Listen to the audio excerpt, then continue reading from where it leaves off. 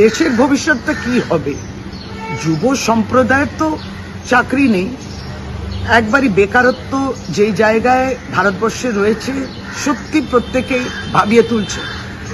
এবার যারা ডাক্তারি পড়তে ইচ্ছুক ছেলে মেয়েরা টাকা পয়সা খরচা করছে বইয়ের উপরে, টিউশন উপরে, দিন রাত পরিশ্রম করছেন।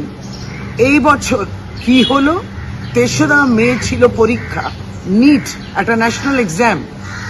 সেই এক্সামের মাধ্যমে একটা পরীক্ষা, তার মাধ্যমে সে ডাক্তারি পড়তে ঢুকবে।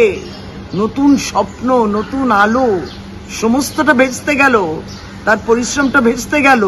কারণ কি? পেপার বেরিয়ে গেল, পেপার লিক হয়ে গেল। কেন্দ্র সরকার কি বলছে এটা নিয়ে?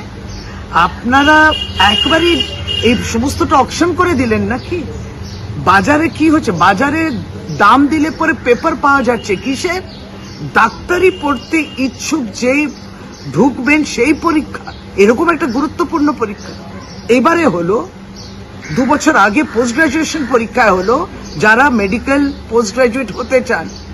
দেশের ভবিষ্যৎটা কি হবে? কেন্দ্র সরকার আপনাদের জবাব দিতেই হবে। সর্বভারতীয় তৃণমূল কংগ্রেস 22 লক্ষ, প্রায় 23 লক্ষ ছেলে মেয়েরা যারা এই পরীক্ষার জন্য বসার জন্য দিন রাত এক করেছেন, জবাব তাদের দিতে হবে।